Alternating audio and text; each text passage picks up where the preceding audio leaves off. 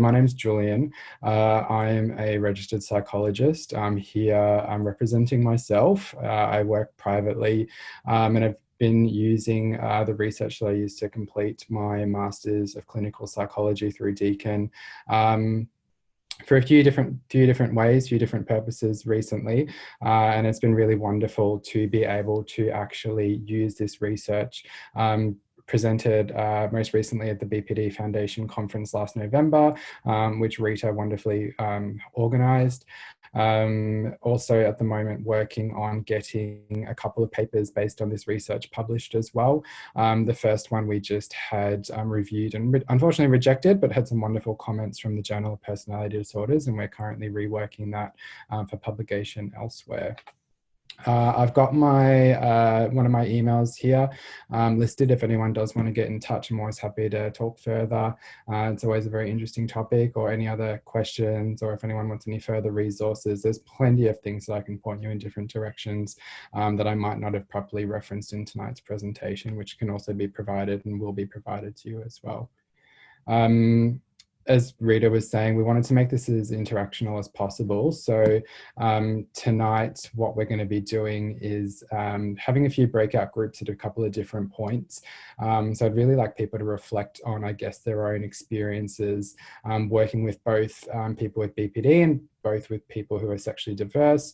And I guess, you know, everything else that's been going on at the moment in the world. And really trying to make it as a place to support each other through this time and through our clinical practice and through our ability to work with some very vulnerable people as well. So I always like to start these presentations with this quote, the idea that they're connected in terms of BPD and sexual diversity are the two kind of the yin and the yang, or they're the two sort of ideas, if you have the Venn diagram sort of picture in mind, where there's that overlap between the two of them. And this was a quote that came out of one of the interviews that I did with a participant, a person with lived experience of BPD and sexual diversity, that they felt that they were connected but separate as well. And I actually titled my master's thesis with this quote, because I felt like that really encapsulated what we're talking about this evening.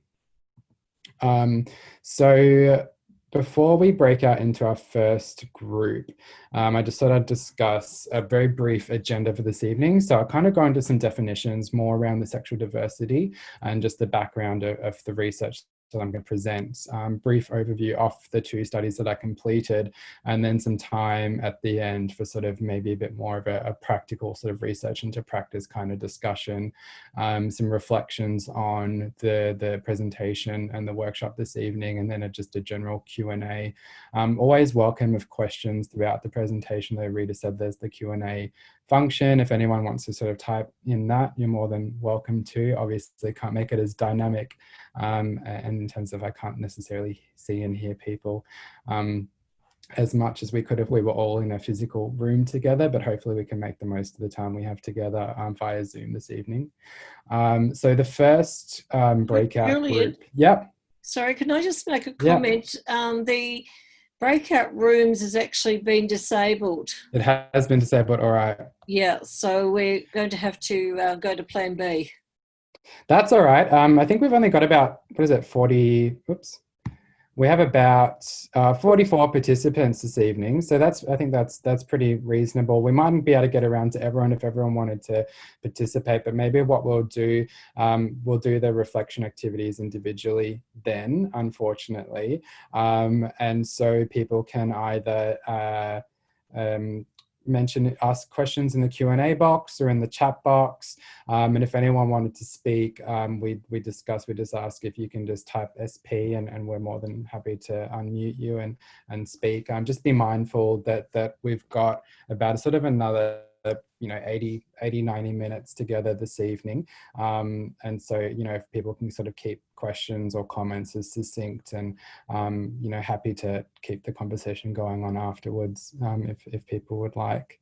So maybe for the next sort of 2 or 3 minutes, what we'll do is just get everyone to reflect on what their goals are for the workshop this evening. So what you'd really like to get out of the time together this evening, what your current practice or work experience or lived experience, life experience is just as valuable as well.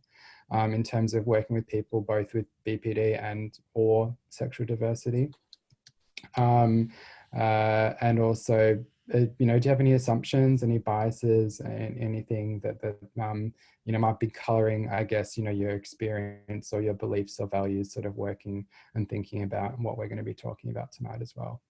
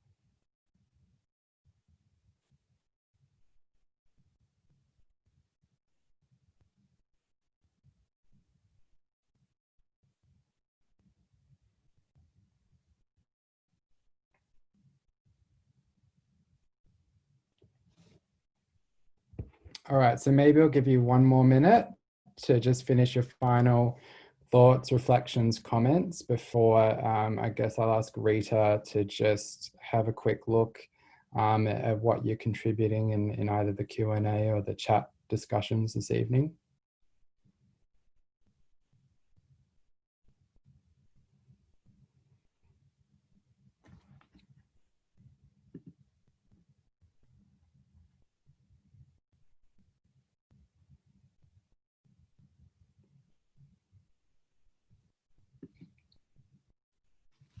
Okay, Julian, so there's a question about audio recording. Yes, the session will be recorded and I'll upload to the website and send the link with Julian's slides within the next couple of days. There's a question here about keen to learn about potential triggers for distress for people with both BPD and sexual diversity.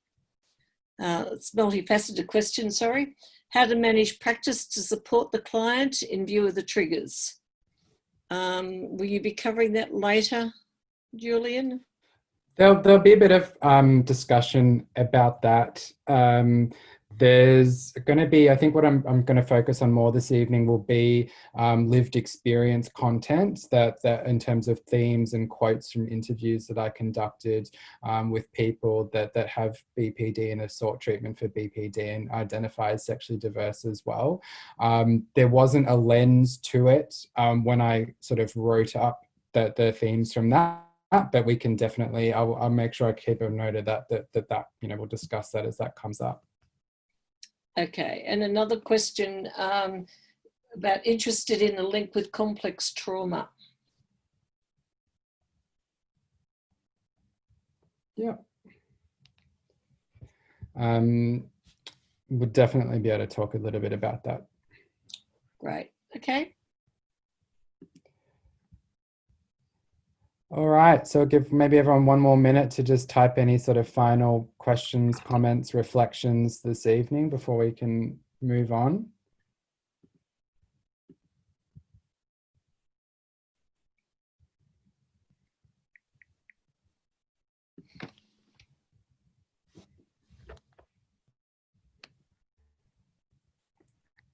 All right, so maybe I'll just get, if you can keep chatting away during the presentation as well, if you'd like. So what you can do is you can maybe write down sort of the questions, or as they come to you during the presentation, just take a note, and always feel free to sort of chat or right away. And I'll leave it up to Rita to kind of moderate that and bring that to my attention during the presentation. She just said you can kind of see the stuff popping up at the top of the screen, so I don't want to take away the PowerPoints. Alrighty, so now I realized already I started asking people to reflect on sort of sexual diversity without properly defining it.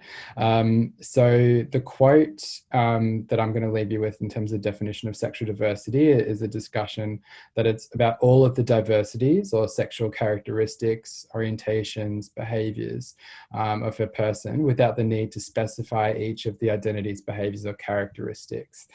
So basically, it's talking about the LGB sort of Q plus sort of alphabet soup acronym that we use a lot to describe people that might identify as gay, lesbian, bisexual, queer, pansexual. Trying to think of some of the other. They're usually the common ones. In terms of sexual orientation. And we'll see a bit more later during the presentation how we sort of use that in the research that I'm presenting to you.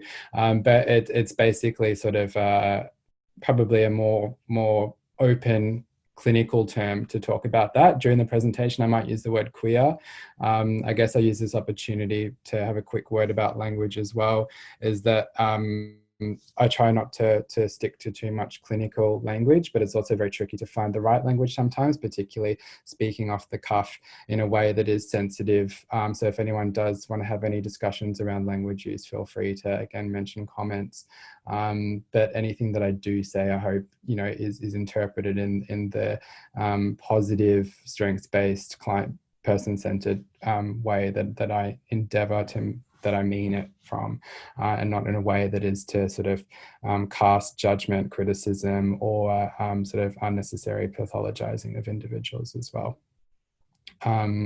So we also have gender diversity as well, in terms of talking about people that do not fit into the gender binary, and particularly people that aren't cisgendered either. So cisgendered meaning you are aligned with, your gender is aligned with that at which you were born with, in terms of, XY chromosome, male, female, genitalia, etc.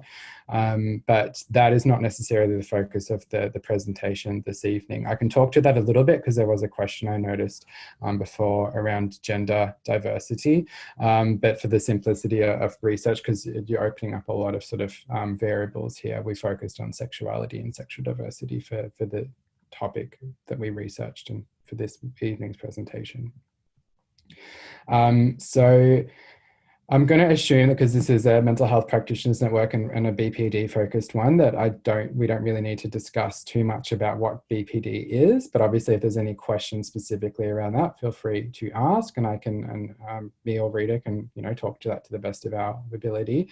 But I will sort of speak a little bit more about the difference between sexuality and gender. So this is a lovely little cartoon that really sort of identifies the different things we'll be talking about this evening and the difference between sexuality and gender.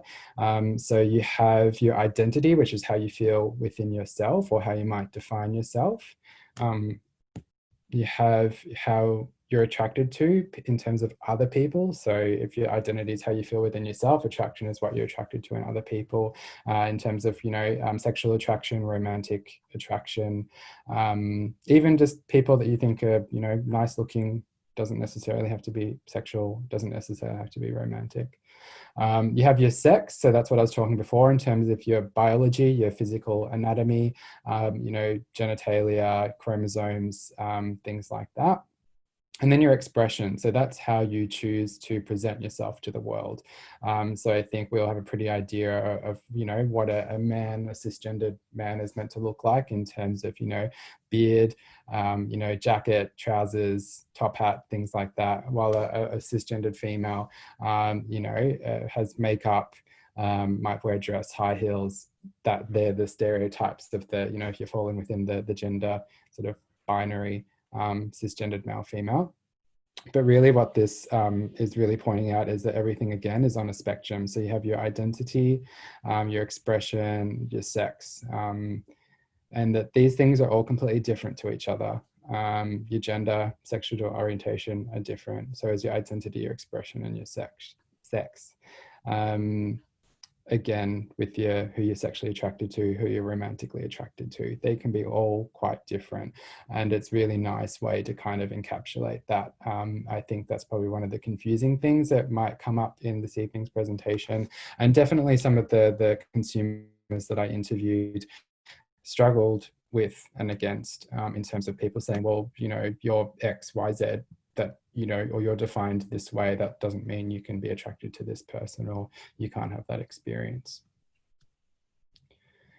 So moving on, in terms of the research we're presenting this evening, it's really on the background of the idea that sort of sexuality as a topic in general in BPD has often been neglected in research. There's a really great paper that I recommend anyone that's interested in sort of sexuality and BPD in general reading. Is a review completed by Frias and their colleagues in 2016, where they really highlighted one of the things around sexual diversity is that there is a relationship between having a diagnosis of BPD and sexuality and sexual diversity, but it wasn't in relationship to identity disturbance. And we're talking about identity disturbance here because if you've opened up the DSM-5, the American Psychiatric Association's Bible of mental disorders and illnesses, which we use in Australia quite frequently to diagnose people with, they actually specifically talk about people's sexual orientation being more likely to change in BPD as a result of you know, disturbed identity, you know, in terms of challenges people might have in terms of their sense of self, having a certain clear sense of self.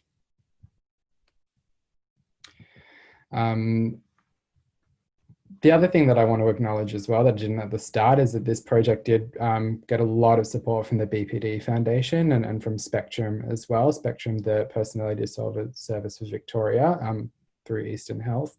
They actually approached the university I did my master's at for student researchers to complete research looking at a whole bunch of different topics, and one of them was LGBTIQ plus individuals who had BPD, because they really noticed a need for research in that area as well, and that's kind of really how this project sort of started. In terms of in terms of that, we took this from a BPD lens. So we're looking at sexuality and sexual diversity in people with BPD. And I guess this might be interesting to some people, particularly I know there's a comment around working with younger people.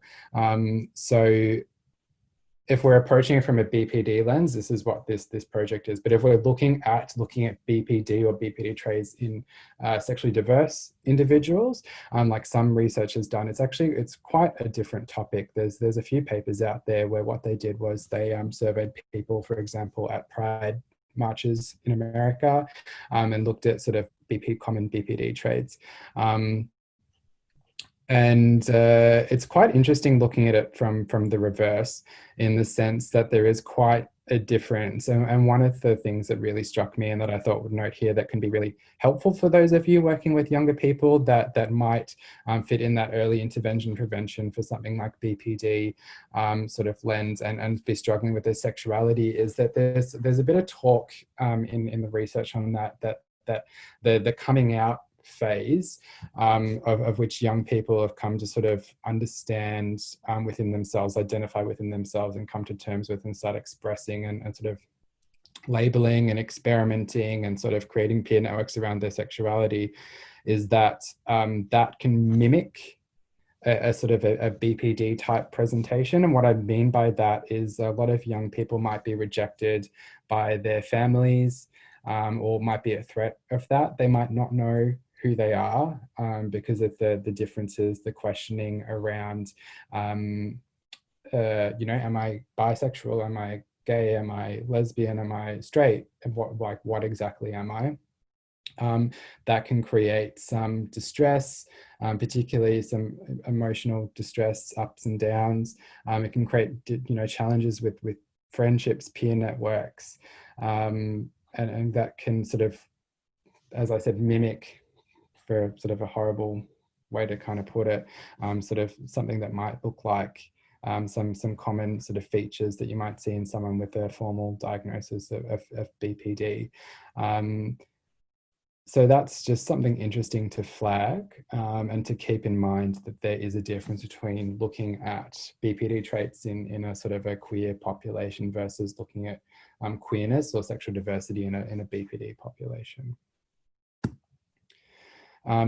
In terms of going back to the lens of tonight's workshop, which is looking at sexual diversity in a BPD population, group of people that have a formal diagnosis of BPD, is that there's a lot of research out there saying that there are higher rates of sexual diversity. And I think that was the first thing that was really interesting about this topic. Why? You know, what exactly is it about it? And there's been a lot of time and a number of papers put into trying to figure out why that is. The two key things that have come out of that, one of them I already mentioned, is that the DSM highlighted that it could be due to challenges in identity, forming your identity, having a clear sense of self. And another one, there's a few papers talking about impulsivity. The idea that people with a diagnosis of BPD might be more impulsive and therefore be more engaged in maybe more reckless behavior, more sexual behavior, and thus more sexual behavior equals more opportunities for sex, or sexual encounters, sexual relationships with people of different genders. Obviously, we decided this was a pretty important topic to kind of tease out and get some more understanding on, particularly in terms of consumer interviews, people with lived experience, because I believe they can best answer, is there a relationship? Is there a high incidence? Which we weren't unfortunately able to answer with the projects that I'm presenting tonight. But if there is, based on the assumptions of past research, why is that? And how can we best help these people? How can we best serve their needs? How can we best improve, mental health treatment outcomes, service engagement for these individuals? There's obviously a lot out there already around the impacts of mental illness in queer people, and there's also a lot out there in terms of bias in terms of mental health clinicians as well, particularly in terms of looking at gender, not in terms of diversity, but just in terms of male-female bias. There's a lot of research out there looking at the idea that we generally associate a disorder, a diagnosis like BPD with women, while a man might, what they've done in some papers is they've changed the name of the person. It's the exact same sort of content, same scenarios, but if they're presented as a male, heterosexual, as in a straight male, they might be more likely diagnosed as antisocial or sort of narcissistic personality type as opposed to borderline. So there's some quite interesting discussions there, just how gender in itself biases clinicians and mental health professionals' views on sort of what category we put people in, or how we might conceptualize someone's challenges. So the first study that we completed based on this was an online survey. We had about 160 people completed. The majority of them were cisgendered females, so meaning women who identify with their sex, their gender from birth. On average, they're about 33 years old. Most of them were from Victoria and Australia generally. They'd had their diagnosis of BPD for at least 5 years on average. Quite commonly, a lot of them had mood disorder, so diagnosis of depression or anxiety disorder. We had about sort of over 25% with a diagnosis of PTSD or complex PTSD. Nearly 60% of the people that completed the survey identified as sexually diverse. But as I was saying before, we couldn't answer the sort of general population idea of people with BPD, how many are sexually diverse, because of this survey went out talking about sexuality, and it was definitely a biased kind of recruitment process. If you'd wanted sort of study something like that, you'd need to get a bunch of hospitals and a bunch of clinical services, you know, to categorically sort of interview everyone at intake around their sexuality. And that's something that Spectrum don't do. And working in a tertiary sort of public mental health service myself, that's something that we don't do routinely either. 15% of the people that completed the survey reported they'd changed their sexual identity, so how they self-identify their sexuality within the last year. And it was quite interesting to note that as well. And I'll talk about that later in the implications. And nearly 60% of people were currently in a relationship, 15% of which were non-heteronormative, so non-male-female relationships. All right, so I asked people how they saw their sexuality in a bunch of different ways. One of them, or two of them actually, described by this graph, were around, are you attracted more to men or to women? And have you generally dated more men or more women, or no one? So as you can see on the left is the sort of no experience. So I've never dated a man, or I don't experience attraction to anyone, or I've never dated anyone. And then you have men to only women. And so as you can see here, the orange line is relationship history. And there is a huge difference in terms of who says they're only attracted to men versus who have only dated men. In that over 50% of the people who completed the survey said that they'd only ever dated men, while less than 20% said they were only attracted to men. So what that means is there are a lot more people that are attracted to, have some attracted to women than had actually ever had any romantic experience dating a woman.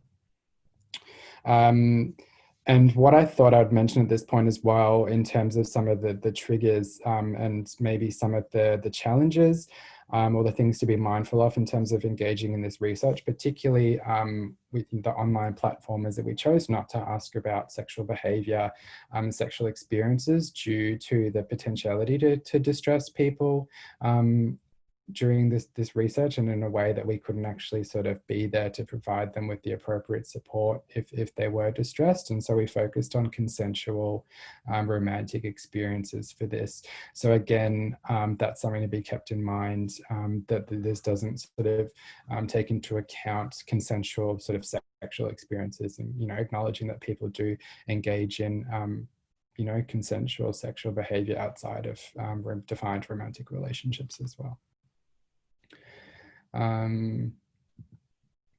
So as I was saying before, I asked people how they sort of identified and saw their sexuality on a few different domains. So who were they currently dating in terms of gender? Who have they generally dated in the past based on gender?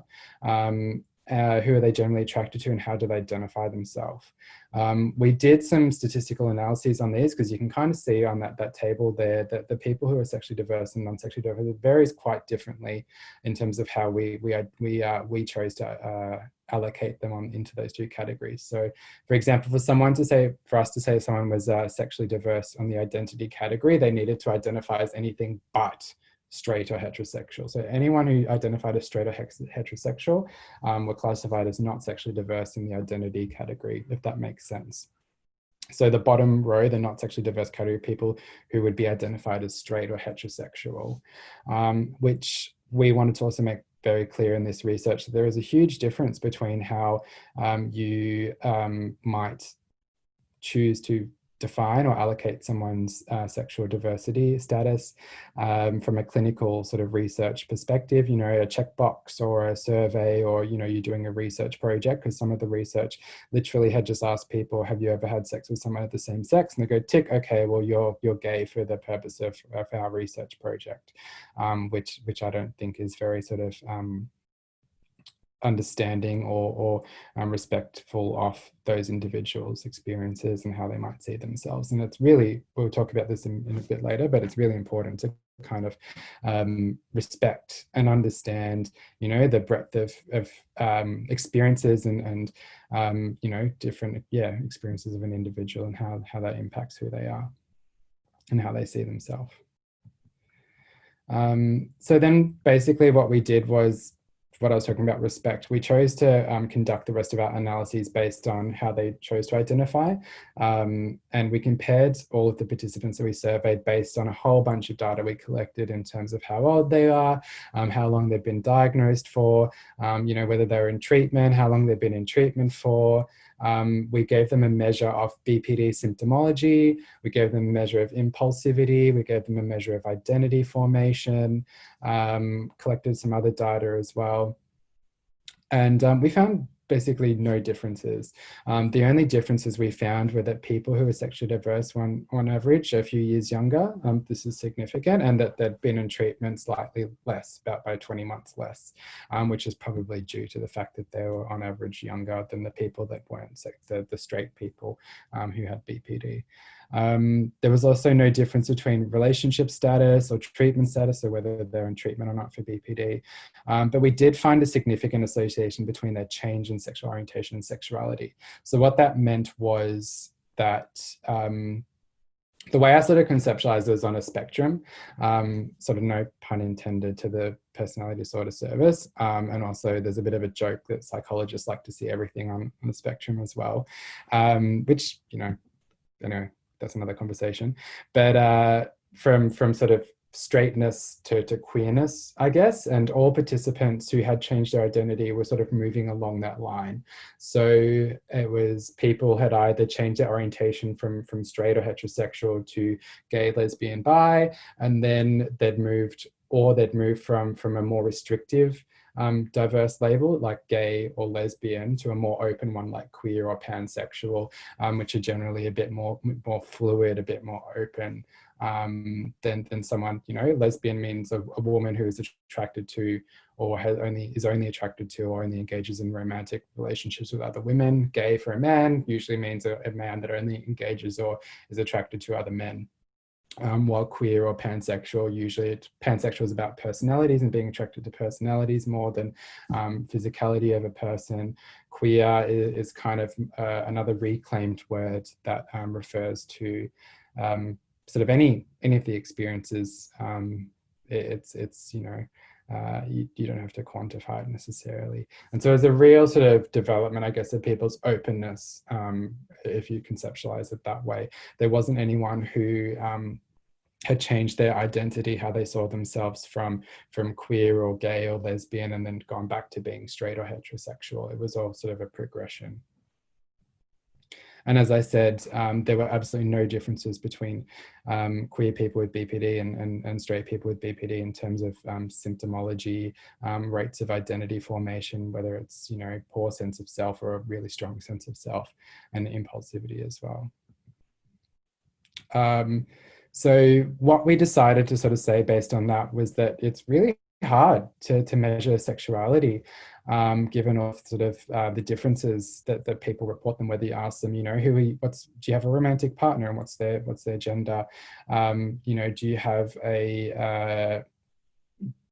you generally dated men or women in the past?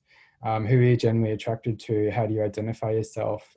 You can get wildly different answers if you ask a whole bunch of people those questions. And so it's really important, if it's appropriate to your work with someone, to your relationship with someone, to make sure you get an idea across sort of all of those things. If sexuality, if someone is really struggling with their sexuality or is uncertain of it, to make sure you don't just go, well, what is your label? Like, what one word or phrase do you choose to identify yourself with?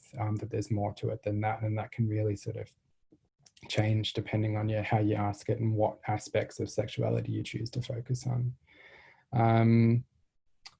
We just asked some questions as well about, differences between feeling and behaviour, and really the other key point that I'd like to highlight was the idea that the differences, or lack of, I should say, the lack of difference in BPD symptomology, identity disturbance and impulsivity provides some evidence that we don't want to consider diversity or sexual diversity as a result or byproduct of BPD, that there's no difference on those measures in the way that we measured it. So hopefully it's starting to remove that pejorative or that judgmental or sort of pathologizing label that isn't there explicitly, but sort of having done a fair bit of reading and having a fair bit of compassion and lived experience, you know, there's definitely some undertones there in some papers and some of the research in this area that kind of isn't necessarily the most positive or favourable to the people that we're talking about this evening. So what time are we? So I thought this would be a good point for us to maybe take a couple of minutes break to just grab a drink, go to the bathroom, process what we've just discussed, come up with some thoughts, reflections, comments, and maybe we'll just sort of take like 3 or 4 minutes to do that. I know that if it's all right with Rita, I'm quickly going to duck off to get myself a glass of water because I forgot to get one. So what I might do is I might just pop my, stop my video and leave sort of probably the more juicy part, hopefully for a lot of people. It's definitely the more interesting part for me and probably the favorite part of this research as well, which is the themes and some quotes from a few people with lived experience in this topic that I interviewed about it that I'm very much enjoying to kind of read. So it'll be good for us to get into that. Which was the second study that we conducted, which was a series of consumer interviews. So consumer, for those of you that aren't familiar with that language, are people with lived experience that, you know, consume a mental health service. I've had to change some of the details around this as well to protect identities because there were a limited number of people. Just in case there was anyone that I interviewed here this evening. But there were 4 women. I interviewed them each for about an hour. And I basically used a methodology that is designed to understand what people experience and how they interpret the world. It's about how do these people make sense of the phenomenon. And so the phenomenon that we're talking about here is the experience of having or being sexually diverse and having BPD, the intersectionality between having a major mental illness and also being in a sexual minority as well. And it also positions me as the researcher as trying to make sense of their experience, because obviously I haven't completely lived it, and it's my job to make sense of them making sense of their experience as well.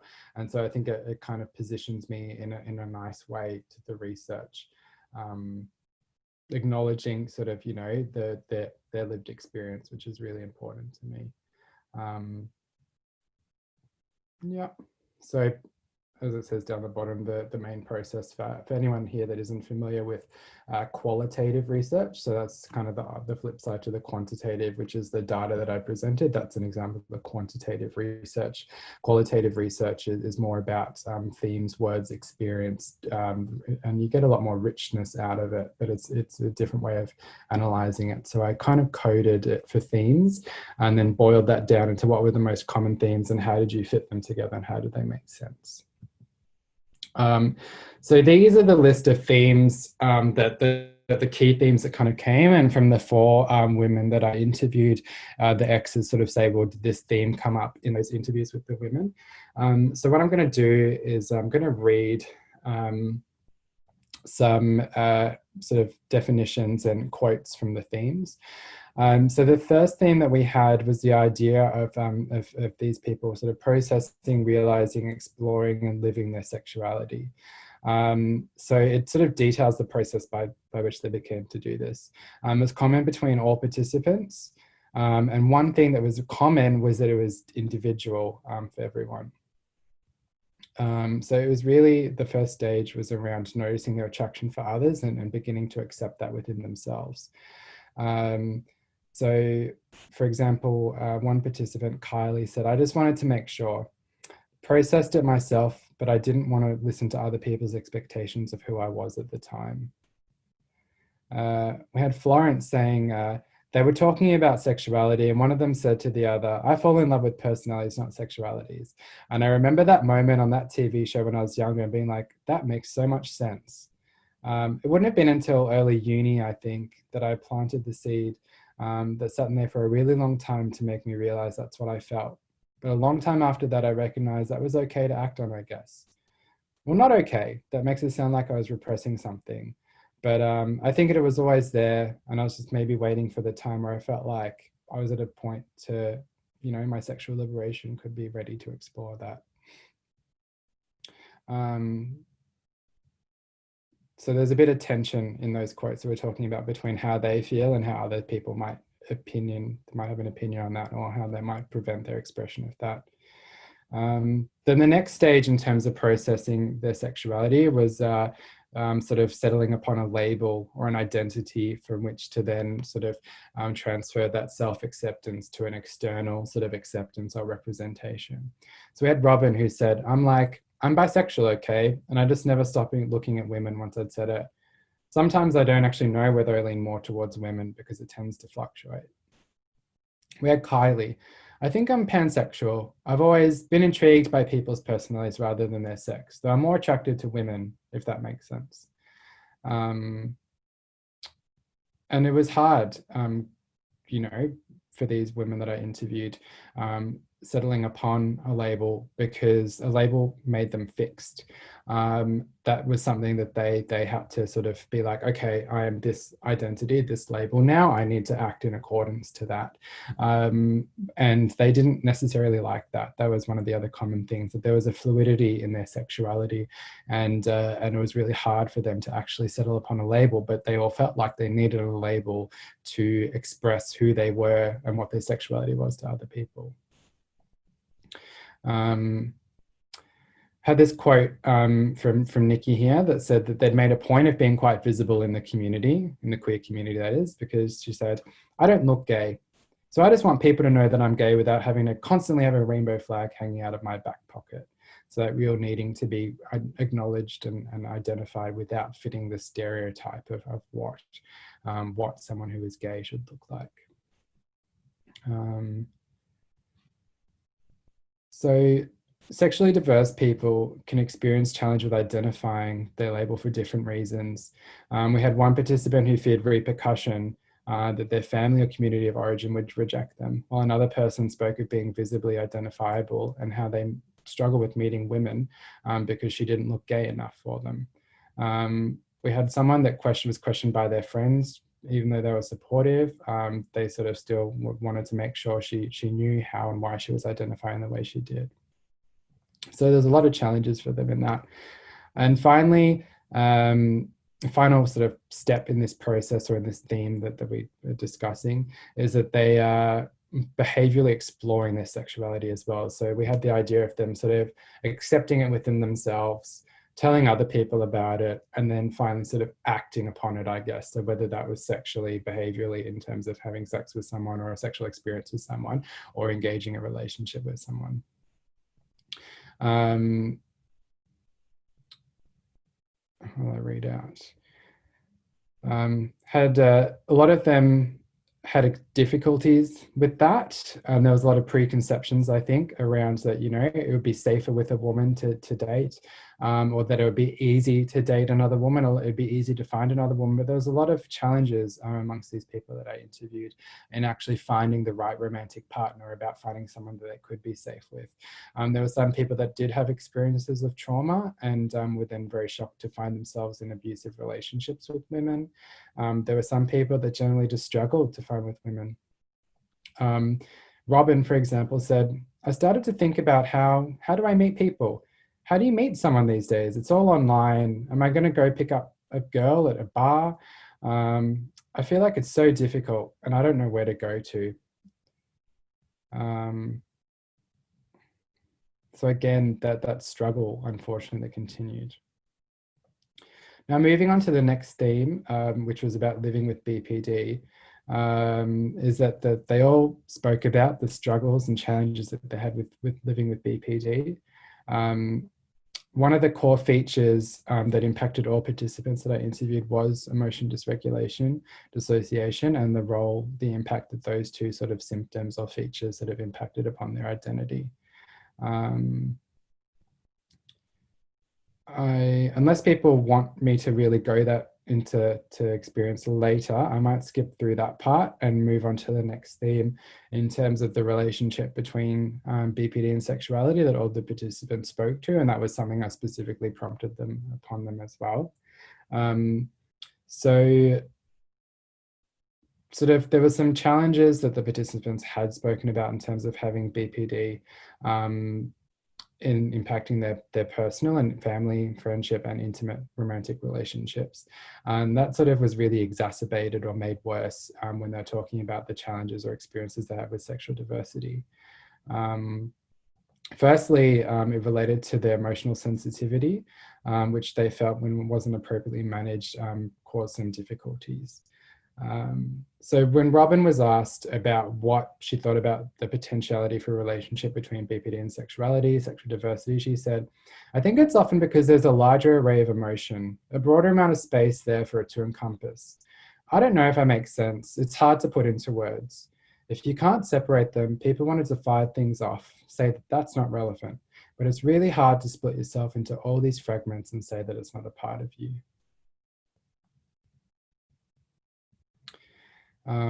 For Nikki, it was her emotion dysregulation made her question whether she was imagining things. I've got an extreme of one emotion one day for a few hours or for 2 weeks or however long, and then it can just disappear. So I'm like, is this a thing or is this a passing moment, a passage in time? So connecting all the dots and piecing it together to identify myself. When I'm over here and I'm over there and I'm over there and I'm thinking about my sexuality, it's like, am I just making it up? Am I feeling it today and then tomorrow I mightn't even think about it? Especially being bisexual, thinking of men and women, I'm like, which one is it? Is it men or women? And it's both. It's sort of integrated in my mind. It's quite difficult as I fluctuate. It's like with my moods, they fluctuate. So how much of it is all real? But when I settle into myself, the feelings are still there, so it must be real. But sometimes it just feels like it isn't. And then we had another quote from a participant about the first time I put the two things together, which I think was prompted by the research question, and thought about them as being one and the same, but at the end of the day, they're both me. So I guess it's something I should be doing. I felt so strongly that my emotionality, my whole life, must have been a curse because I'd just be so affected by everything around me. And now I'm kind of getting a bit more on top of that, learning how to manage the negative effects a bit better. Recognizing that this is a gift, being able to experience the world on a different plane than other people is cool. And I think my bisexuality is a part of that. This is part of me, casting things aside that weren't serving me in the past and becoming aware of things that are going to bring me joy and make me happy in the future. We had participants also sort of comparing and contrasting the two sort of experiences that they have and how they related to their overall sense of self. So Robin stated, your sexuality needs to be recognized as a part of you, but a separate thing to the illness. It's not like you've got an illness, therefore you're this, that's why you're like that. The feelings are legitimate, but the extremes of having a mental illness have impacted upon it. They're connected, but they're separate as well. It's made me drawn out, maybe a bit more complicated than I would have liked to have had been out with my sexuality a long time ago. And I'm still not completely comfortable with it. So I had another participant, Florence, that I noticed that she started her interview talking about her experience with BPD. And I asked her why I asked her to start with that, why she started with that, sorry. And she said, I think I started talking about my BPDs because for me, that feels like I needed to define it more maybe. You know, when I sort of came out as bisexual, I didn't feel like I needed to come out. It didn't feel like something I needed to tell people. It feels like it should be normal. And that's probably why I started with BPD, because it feels like it's more of a big deal to me. Another thing that a lot of the participants sort of commented on was that for them, both things were a struggle. So their diagnosis and also sort of having to come out, or that they have faced challenges with their sexuality. Moving on to the next sort of core theme was around stigma and their experiences of stigma. All participants experienced unfortunate stigma, usually both separately due to their sexuality and due to having BPD, but there was also some overlap as well. In terms of a lot of it was around disappointing family, disappointing friends, family rejecting them. So for example, one person that sort of told their family that they're attracted to women, and the family said, "Oh, cool, so you're a lesbian." And the participant had to say, "No, there's a difference between being lesbian and being bisexual." And a lot of them really struggled with labels and people's perception or experience of labels.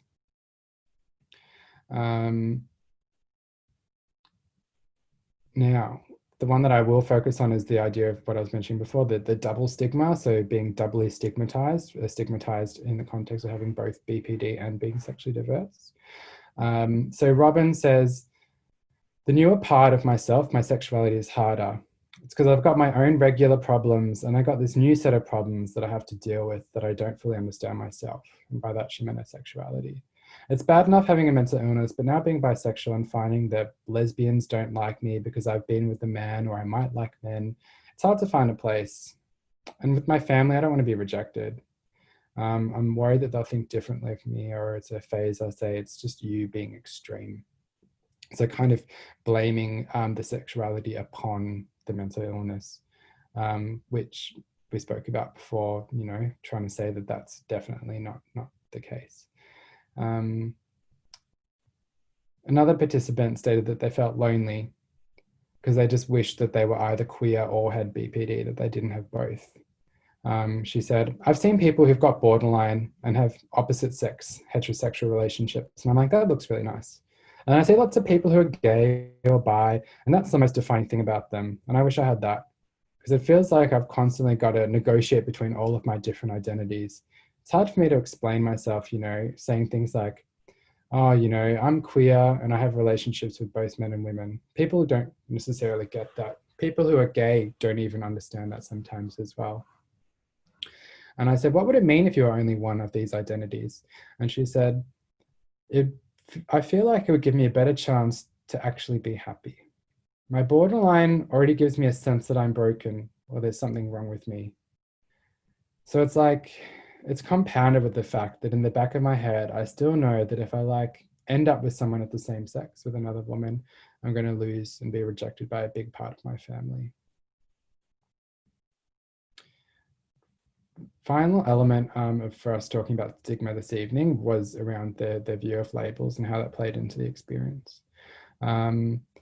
So for some people, it was hard to have people understand that they're not just a label, or they're more than a label. As we were talking about before, a label can define someone and box someone in. And even sort of in their experiences of talking about having a diagnosis of BPD, a lot of them highlighted the difference between someone who is aware and has sought treatment and actively practices, you know, self-soothing and other key strategies, and might have been through DBT or some other sort of treatment program, and having BPD and being very aware of what their challenges are, versus people that might be untreated or might have challenges similarly to it that are labeled as that, or experience the stigma from people in the community or mental health services related to that. And the same thing implies, as we sort of mentioned a little bit already, around labels and identities and people being confused or trying to box people in, sort of not accept the grey middle ground labels of bisexual, queer, pansexual. It's either you like men or you like women. It was hard for people to accept anything that was sort of out of any of those dichotomies or sort of concrete categories. Another theme that I'll highlight will be around the suggestions for improvement in mental health services delivery. It's obviously us being mental health professionals. I'll speak to that one a fair bit this evening. And hopefully this will provide people with some ideas or strategies. And so I guess I'll start, if you haven't been doing that already, to start to reflect upon that, but we'll ask you to do that a little bit more formally soon. But we had one participant who said that their doctor does a check-in at the start of every session. And they might be like, how have you been sleeping? How are your meds? How have you been going with your impulses? She said, it's quite clinical. It gives me the chance to address those things in a fact-based way. So they might say, have you had any issues with interpersonal relationships you want to talk about? Maybe that's too direct, but you know, something like that, because it's prompted, doesn't leave the responsibility on me to be like, I had this weird sex thing I want to talk to you about. Other things, so Yeah, I'll read this one out. So one person had this horrible experience of being sort of really stigmatized by a clinician, and I'll share that with everyone tonight. So I said, this participant had a clinician tell them that they were mentally ill because they were gay. And she said, no, it's not.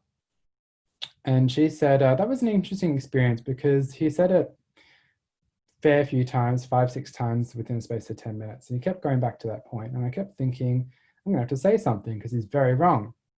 And I did. And I said, that's not it. That's why. And I told him, being gay is probably the only part of my life right now that's providing me with any people that will support me. And he was like, oh. And he was just quiet for a while. And I had a feeling like I'd won, but I didn't know what I'd won, if anything. So again, I've made that point a few times this evening, but hopefully that quote kind of reiterates the importance of not having a biased assumption or being aware of what your biases are, because we'll talk about that in a little bit further about what some other things around bias and maybe just naivety or not knowing or not understanding. But it's really important to be aware of that and hopefully understand that you know, being gay does not equal having BPD or mental illness. Finally, we had someone that asked asked clinicians to use their lived experience. So I know a lot of clinicians have their clinician hat on, but if you do have lived experience and are a psychologist, my past psychs have used their lived experience in a very powerful way, which helps me. There's a boundaried approach to that, but I think psychologists and other clinicians and mental health workers need to start moving away from the fact they're not allowed to share lived experience. I think it's quite powerful with me when it's done effectively and boundaried. On a service level, if anyone's interested in that, there was a few suggestions around services providing the options to have therapists who might be bisexual or identify as either being sexually diverse or gender diverse. If there are flyers around accepting of sexual diversity around the office, ongoing training and terminology, which is hopefully tonight is fitting the category for this participant's suggestion around making sure mental health workers are appropriately equipped to deal with this. She said, not all clinicians I've worked with have been horrible. I've had a few good ones, obviously, or I don't think I'd be here right now. And I'm a huge advocate for that. Also a huge advocate for peer support and that. So I think that will conclude all of the quotes and experiences that I'll share with everyone tonight. If anyone again has any questions or comments or reflections on that, always feel free to share. We'll leave a little bit more time for that in a couple of minutes. But moving on, so in terms of that being the data for the qualitative study, we sort of looked at all of that data and looked at, well, what does that imply? What does that suggest? And then one thing that I want to point out is that was actually the first time, to our knowledge, that someone has done that. Someone has recruited and interviewed a bunch of queer women all with BPD and asked them what their experience is. And I'm really excited to hopefully try and get that published and out in the world, because I think the more lived experience content we can get out there, sort of hopefully to mental health practitioners and to the wider communities, I think the better. And I really want to thank those women as well for being so generous and open with their time and their experience as well. They definitely were very touching interviews that, it was about 18 months ago, I think, that I conducted those, and they're still with me today. And I think they really have impacted my work as a clinician as well. It's a wonderful opportunity to be able to do that. In terms of existing research that is out there in terms of sort of understanding, processing, discovering your sexuality, we know that was kind of similar between these women's experience and what's out there on that. We also know that the impact of having a diagnosis of BPD on these women is very similar to what is out there in the world, and probably what a lot of those of you who are listening tonight have seen your clients experience. Now, in terms of sort of looking a bit of a link between BPD and sexuality and sexual diversity, it was pretty clear from these women's experience that there is a very strong link. But most of them mentioned emotional sensitivity. So the idea of having sort of deep, strong, expansive experiences of emotions. And if we think about BPD as being a disorder of emotion regulation, so the ability to manage and control your emotions.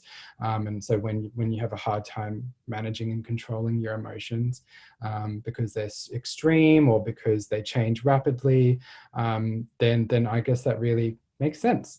And it was interesting that that was something that was not picked up in the previous literature, as all the idea of impulsivity and identity issues, but nothing around the actual emotionality and the emotional sensitivity that comes along with the diagnosis of BPD.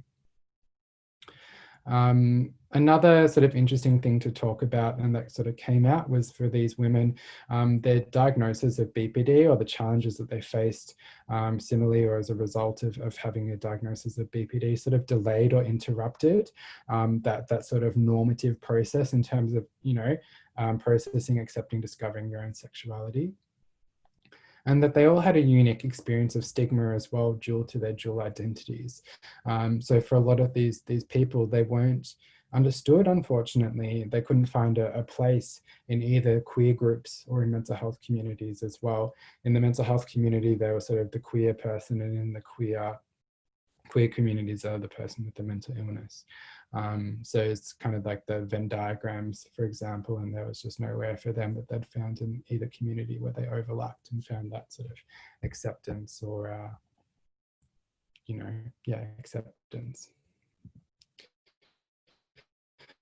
So moving on to sort of research into practice, which we'll talk a little bit later as well, is that it became really clear from the suggestions that these people made is that they just really wanted a very transparent, honest, accepting and non-judgmental attitude with clinicians, particularly in terms of talking about their sexuality. They really were very happy for clinicians to be educated, learn from clients' experiences, to not make assumptions about, relationships between maybe non-mainstream aspects of their identities or their personal lives and their mental health. And they just wanted a desire to be understood. And that's what I was kind of touching on before, that it's okay to not know, and it's okay to ask. And I think all of these people were very forthcoming. And I think that, if you had a client that identified with a label or with a group or with a sexual practice or just something you'd never heard of, that something was unfamiliar to you, they'd be more than happy for you to just say, oh, well, tell me about that. What does that mean? What does that look like for you? How does that fit into your life, or, your sense of who you are, or how does that align with your values, or what are that sort of, what values of yours are related to that? I think a real sort of, that just curiosity is such a great word, and a real curiosity around any of those features of a client's life that you don't necessarily understand at all, or potentially, have biased or different views or opinions or experience with, I think is a really fantastic thing. And just being honest and accepting about that, being able to be upfront and let them know if there is a challenge or there is a problem there. Instead of trying to maybe mask that. In terms of future directions of research in this space, what I think would really be really helpful, and if I had infinite time and ability to go back and do PhDs, and maybe had like that thing Hermione in Harry Potter did when she can do 2 classes at once and stuff. I'd love to do a whole PhD on looking sort of the experience of stigma in these people, and how do you work with that stigma, and how do you mitigate that stigma as well? Because as we've seen, it's sort of stigma from so many different angles and so many different fronts, that it's the queer communities that can promote that stigma for these people. It can be mental health services, it can be the wider community, it can be families, it can be dating apps, it can be anything really. That there's a lot out there that can promote just that lack of acceptance around whatever sort of identity or hat that they're wearing at that time. And then also exploring the impact that emotional sensitivity has on sexuality and sexual diversity in people with BPD, and also the role of trauma as well. I know that there was a question talking about that, and due to the sort of sensitivity around trying to research something as complicated and as distressing as trauma, particularly sexual trauma, we chose to not focus on that with this research project, because we did only have a sort of 2-year timeline, and the first 18 months of those 2 years was really about putting the project together. It took a while to get ethics approval even for this project, and I don't sort of know how it would have gone if we were going to say we're going to interview a whole bunch of very vulnerable people about their experiences of some horrible abuse as well. There is one paper out there from the 90s that specifically talks about trauma, and there was no indication that sexual abuse was linked to sexual diversity, in the sense that you know, maybe the misinformed idea that some people might have is that, okay, a female is abused by a male, ergo she is only attracted to females. There's no, I don't believe that there is any sort of any findings supporting that whatsoever. But there was definitely sort of that, and as some of the quotes from this research as well pointed out, there was definitely that flavor that a lot of women who were in that unfortunate category sort of spoke to, sort of saying, well, you know, I thought that my first relationship with a woman would be more safe, would be more secure, because, you know, we have similar biology, you know, doesn't remind me or represent or is no way similar to my abuser at all. And they still unfortunately experienced abusive relationships with other women as well. Yeah. So again, talking about sort of research into practice, some really good questions to start sort of, you know, when this comes up with clients, is just asking them how they identify their sexuality. Keeping in mind as well that, you know, the label might not fully encapsulate all of their experiences or their beliefs, opinions about it. What can be really good or a really practical task, if you use paper or have a whiteboard or something, is drawing a line, and sort of like that graph that I presented a bit before, where you might, depending how you draw it, you have no experience on one side or in the middle. So no experience, or middle note being 50-50. I'm also acknowledging that, you know, there is a small portion of people out there that do not experience romantic or sexual attraction as well, and not forgetting sort of individuals who identify as asexual. Or grey sexual, meaning sort of occasional. But what you can do is you can draw a line and sort of say, okay, this side is mostly, you know, opposite sex, this side is mostly same sex. Where do you fit along this line? You know, where do you sit? Where would you dash yourself? Or, you know, where would you sort of draw a line, or where would you say you fit about that? And then, like what I was saying before, in terms of just having that really open, curious, willing to be educated about experience that a client might have, whether, yeah, it's something that you're familiar with or not, or you might have a certain opinion about, just be honest. So don't really know much about that at all. Can you tell me about it? Can you educate me about that? Can you tell me where I can learn more about it? And just say, you know, yeah, or what do I need to know to work with you effectively? What's important for me to know about this? And how does that relate to you, or how does that impact you?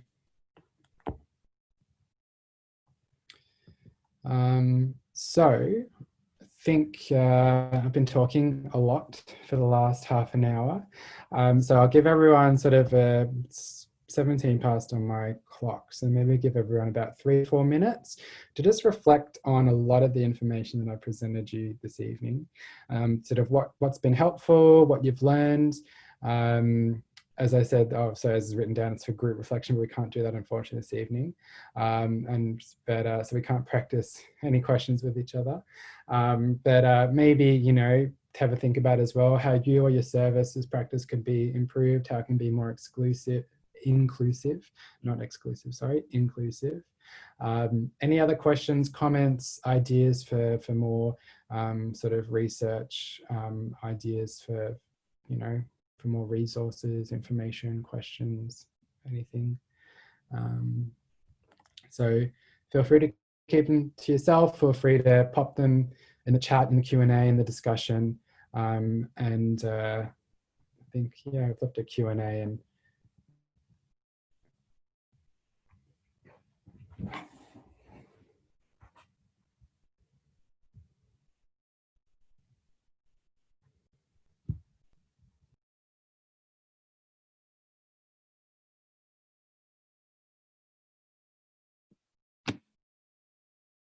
Julian, there is a question. I have read that there is a correlation between being gay in adulthood and exposure to adrenaline in utero, which might be more prevalent in chaotic families. I wonder if you could be, do you know, can you sort of shed any light on that? Unfortunately, no, I haven't. I haven't heard that one before, and I'm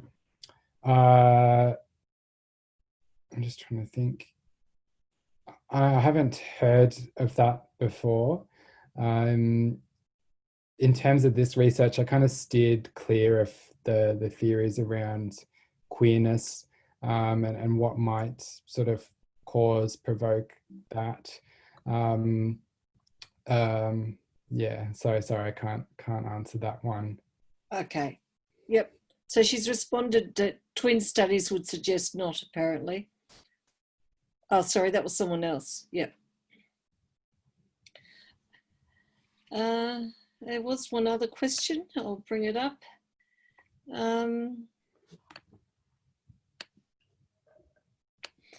Can we discuss when a person is ambiguous about their sexuality? Yeah. So I guess if we're talking to sort of what research and this project and what other sort of processes try to map that out is that it's really normal for people to question it for quite some time, and when we're talking about the idea of having a major mental illness or a psychiatric condition, or just challenges associated with something like BPD, that can kind of prolong that period that people usually go through and trying to suss it out, question themselves, make sense of it. They might start exploring it through media, online, chat groups, apps, chatting to people, going out to bars or anything like that. And that is just normal. It's normal, and it's really about a person kind of making sense of it for themselves and coming to terms with that. And it's a process, and like any process, it's very individual. And I think what's important, and what we're trying to show, and I think what other sort of helpful research and what helpful support can be provided to these people is just sort of assurance and understanding that it is normal. That they have the right to make their own decisions around it, that it can take time, and that they can take as long as they want. There's no help in feeling pressured to make your mind up about something, or feeling like you have to or haven't, shouldn't do something, or, because you're having a certain feeling or a certain question around something that you need to act or behave in a certain way. And it's really about education as well. And hopefully this projects like this and sort of literature out there can contribute to that. Okay, there's another question here which I don't feel is actually linked directly to your topic, Julian's, but so feel free to not comment if you don't want to. Can you please talk about your thoughts of complex trauma and BPD? Yeah, I mean, I can talk to my thoughts about that for a little bit. Is that there's obviously a huge overlap, and there is a lot of discussion in general, I guess, about how helpful labels and terms and things like BPD are, and I understand there's a lot of people moving away from that label as well, given that there is a lot of stigma attached to it, and that something like complex trauma can be used to explain the exact same thing that a label like BPD is. And I guess what really, at the end of the day, I practice personally in terms of my work with clients and stuff, is kind of talking about what's the function, what's the point of the diagnosis or the label, and if it's to provide someone with some understanding, if it's to communicate a cluster of problems, and sort of with that differential, I guess it's really important to kind of look at, well, you know, what lens are we taking it from as well? There are definitely people out there that are more medical model, people out there that might be more trauma based or more interested in trauma, in relationships, in attachment theory and things like that. And that can be really used to inform that as well. So kind of looking at what model, what theoretical base, what training am I approaching this from, and also what use is this label, is this diagnosis to this person, if any use as well, and what do they think about that? I guess that I would just like to add my own thoughts that to me it's really important that you work with the person's own construct of what's happening to them. So if, for example, they don't feel that they've got a disordered personality or that they've got a mental illness, that their symptoms are the body's natural adaptation to stress, I think it's most helpful to work within that framework, that rather than trying to mould them into them having a mental illness, which to me can be quite re-traumatizing. And this is a space that I think that there will be a lot of discussions in the future. Yeah, definitely. And I think that also talks to like, what is the point of that? There are definitely, you know, coming from the lens of something like a Medicare model or a tertiary public mental health service, where it is a very medical system, you need a psychiatric diagnosis to receive care and treatment. And that's unfortunately the world we live in at the moment. Okay, so there's a couple of comments here about how helpful your discussion has been, and it's given people a little bit more compassion on understanding the double whammy with the stigma.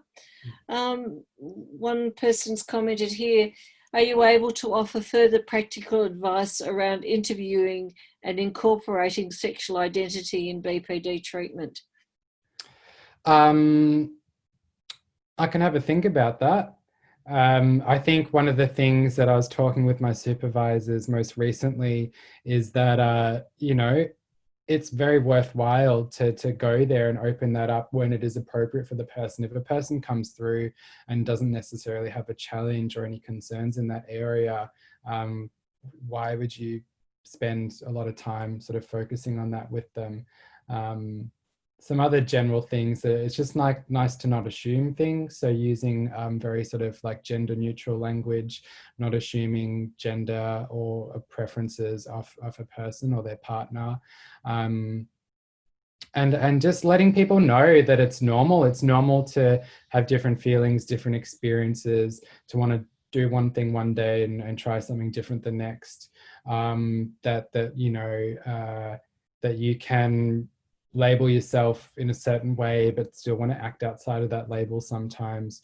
That, you know, that there's a real fluidity to it, and that fluidity can be impacted by, I guess, some of the challenges they might have with a diagnosis like BPD as well. And so just really trying to normalize those things, and again, just be really compassionate, empathic, understanding, warm, you know, willing to be educated and learn from that person's experience as well, and try and help them make sense of it for themselves. Because I think that's probably one of the other big things, is that it can be quite confusing for people. And instead of trying to tell someone that they need to pick an identity, or, you know, that they can and can't do things, or they need to think about what they're doing, you know, it's more about sort of trying to provide that ear, that space, to enable them to process it themselves and come to terms with it themselves.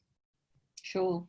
So I'd just like to say that I think it was last year the foundation held an MHPN meeting where Marley Jewell, who identifies as LGBTQIA plus, gave a presentation about working with people with a diagnosis of BPD and who identify as queer or non-conforming.